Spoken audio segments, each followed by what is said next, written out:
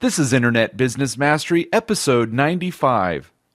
In a world where bosses control your life and thoughts of escape fill your mind, where inspiration seems dead and cynicism rules the masses, you have a desire to break free. You feel the need to take control. Now, there exists a place where the secrets of freedom and wealth are given to those who believe. InternetBusinessMastery.com. Free your mind. Hello and welcome to Internet Business Mastery online at InternetBusinessMastery.com. I'm Sterling. And I'm Jay. And we're here to help you escape the 9-to-5 and live the lifestyle of your dreams by turning your life's passion into a profitable internet business, even if you're just getting started today. On this episode of Internet Business Mastery, we have part 2 of the #1 most effective traffic attraction strategy. And in the quick tip, we're going to share a resource that you can use to start your traffic attraction strategy right away. We'd like to remind you that if you'd like to get a jump start on creating your own profitable internet business using our proven system, you can claim your risk-free trial membership to the Internet Business Mastery Academy by going to freeaudiogift.com. So we just stopped playing a video game long enough to record this, and I know that's what we've been doing for about a week and a half now, but other than that, what have you been up to? You can admit to people that we play the occasional video game online. We're like, okay, I guess we should go record. Oh, too much fun. Well, let's see. So one interesting new thing is the whole, and I guess this is kind of dropping a hint of some things to come, but a new course coming around the corner, a new thing from Internet Business Mastery based on what people have been telling us they've been wanting the most. And so yesterday, as you know, I went and recorded some videos, and I have to say it went really, really well. I'll be getting the footage later this afternoon for us to check out. But it's always tough. As much as we make media, we record the podcast all the time. We've got that down. That's easy. Or even if we do, like live speaking or live video or little teaching screencasts, like that stuff's easy. But it's when you got to get in front of a camera and give like a very carefully crafted message for a sales perspective that it gets a little tricky because you're trying to say very specific things in a very certain amount of time. But this is my first experience with the teleprompter, which helped immensely. If you've got the, official good teleprompter that's right in front of the camera, so it looks like you're still looking at the camera like, oh man, it made life so much easier. So I highly recommend anybody who gets to that level of trying to do, notch things up and do a nice sales type video, which a lot of people are starting to get into, then the teleprompter is definitely the way to go. Yeah, I was trying to direct a little bit from 800 miles away, going, okay, here, in the shows that I worked on, for television before, here's what we would do to psych up the actors. You got to, get in this excited mode. And, some people like, especially when they're doing, they wouldn't do sales stuff per se. They were just hosting different things, but they would listen to their favorite music right before. They would kind of jump around, get all, excited so that when all of a sudden the camera comes on, they're at a peak, so that right. That shows through in their excitement for what they're talking about. So, I can't wait to see it finally. I know we've been designing it forever.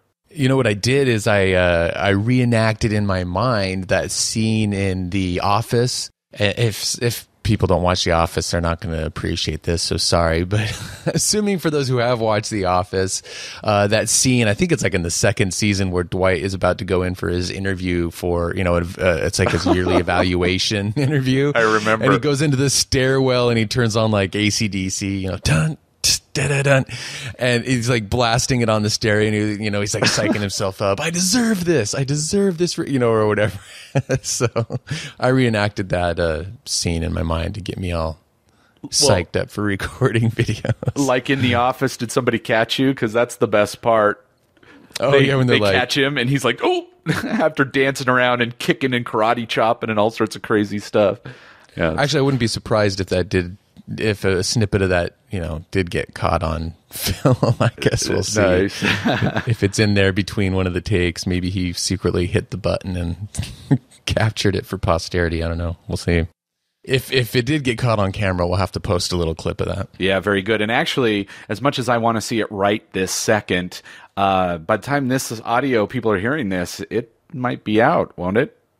Right. Possibly. It'll be online. And in fact, later this episode, we'll be letting everybody know where they can go to check that out. And now, the features segment. All right, let's dive into part 2. We've got people with bated breath, so let's go ahead and dive into this episode of Lost. I mean, this episode of Internet Business Mastery. Here we're trying to be all like dramatic and like left people hanging last episode, but we're in the middle of talking about the number one traffic attraction method that you can use in your business. And just to remind everyone, we talked about last time how this is the traffic attraction method that's launched every one of our businesses. It's made 95% of the money. For me, it's 90% of the money I've made online has been made because of this traffic attraction method. And we started with a list of 7, actually turned into 8 items that the ideal traffic attraction method should have and does have. So just to review quickly, the ones that we went over 4 last time. Number 1 is it should take minimal time to learn and maintain, because I know we all have very limited time. Number 2, we want high leverage results from it, kind of that 80-20 rule. Get big results for just a minimum input of time and money. Number 3 is we want it to cost as little as possible, because again, when you're starting out a business, cash flow is important, and you don't always have a lot of money to spend. And number 4, it should still attract quality traffic, even though it is low cost and even though it is high leverage and minimal time to get into. We still want it to be able to attract quality traffic. And for us, this method definitely has this strategy, has attracted very high quality traffic. So let's go ahead and continue now with items number 5 through 8. And then we'll reveal what exactly it is. And again, people are probably trying to guess, and they might be going, oh, well, it's podcasting, of course, or something like that. And actually, that's not the answer. But we will get to that shortly. So number 5. Number 5 is that the ideal and the most effective traffic attraction strategy should not be dependent on the flavor of the week. And what we mean by that, this is something that a lot of people in internet marketing and business fall victim to, and ourselves included. It happens to us at times. We've gotten a lot better at dealing with this, but it's that phenomenon where, especially when you're first getting into internet marketing and maybe you subscribe to a bunch of newsletters, you start reading a lot of blogs, and every time, every morning you got several new emails in your inbox. You've got a bunch of blogs that you're checking in with, and they're always saying, oh, look at this great thing I did with all these awesome results.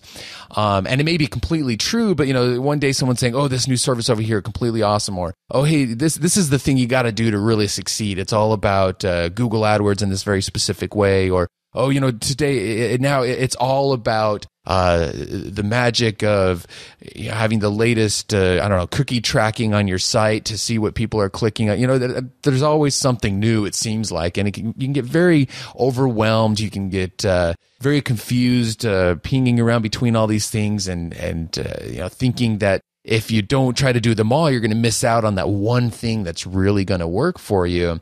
And so that leads us to think, there's just a billion things to keep up with in internet business. And that can be a really, tough feeling of overwhelm. And I know that's probably the number one thing people are running into that's holding them back sometimes. Yeah, it's actually interesting for me to remember that when we started this strategy, there wasn't even Twitter or Facebook. Maybe there was Facebook.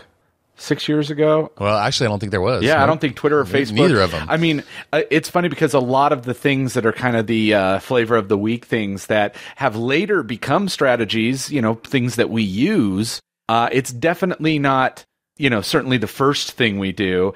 And it's funny because that we're talking about, this most effective strategy, still outperforms every new thing that's come along that we've tried ever since. And I actually would suggest only doing this strategy right at first, especially if you have severely limited time. If you have more than a couple hours a week to work on your internet business, then there might be, a bit of these other